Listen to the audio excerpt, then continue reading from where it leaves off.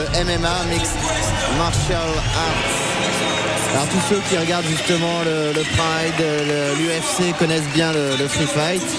Nous aussi, Emmanuel, pour avoir commenté ensemble quelques bonnes dizaines, voire un peu plus de combats. Ferit Keller à l'écran. Oui. Avec deux spécialistes du genre qui sont ici pour cette démonstration. Dan Anderson, champion de Pride, qui fut challenger à l'UFC, et le champion international de judo, Ferit Keller. Parce que faut revenir un petit peu à la base du free fight, grosso modo, c'était on prenait par exemple un lutteur et on le mettait face à un boxeur ou un pratiquant de jiu-jitsu. Il s'agissait de savoir quel était le meilleur. C'est un peu le... Oui, c'est donc les Brésiliens qu'on a vu qui avaient cette habitude au Brésil de faire ce genre de défi, l'ont exporté aux États-Unis où tout devient évidemment plus important et draine beaucoup d'argent. C'est devenu très très important. C'est les premiers UFC, Ultimate Fighting Championship, avec la cage, cet esprit un peu spectaculaire, même si à la base il y a un travail technique qui vient des arts martiaux traditionnels d'une façon ou d'une autre. Et évidemment tout le monde a essayé. Et ce sont les Brésiliens qui ont gagné les premiers, les fameux Royce Gracie. Voilà, cette famille qui avait bénéficié de cet art, de l'apport du cadeau du japonais Maeda, qui a montré ça à tout le monde et tout le monde s'y est mis. Et donc maintenant il y a des académies partout aux États-Unis depuis 10 ans.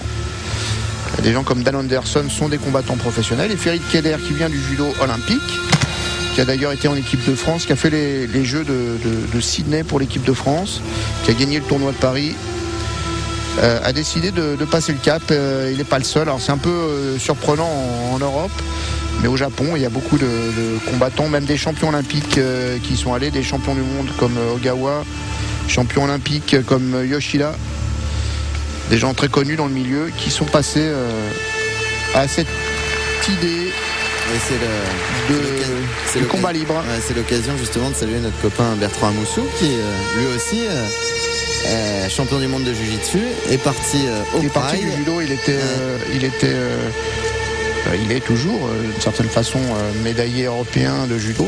Il était numéro 1 français longtemps.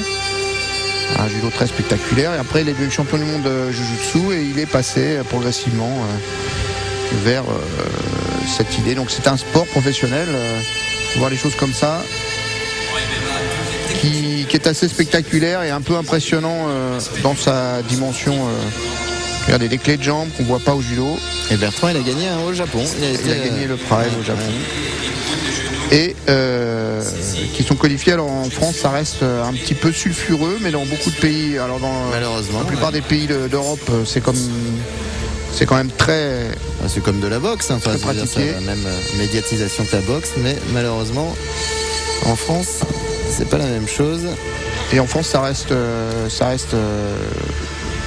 quand même effectivement peu apprécié, notamment du ministère qui voit ça d'un mauvais œil, mais c'est en train de se développer beaucoup en Europe. Ouais, c'est bien dommage, il ferait bien d'ailleurs de s'y pencher d'un peu plus près, un peu plus sérieusement. À mon avis.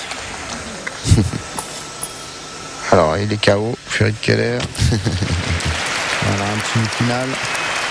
Ferit Keller, donc, pour ceux qui le connaissent bien comme judoka, et qui a fait déjà plusieurs combats en MMA, Mixed Martial Arts. Donc, il s'est mis à la boxe. Le judo, ça va, ça le connaît.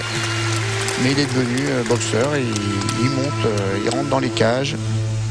Merci, messieurs. Ça demande une forme d'engagement.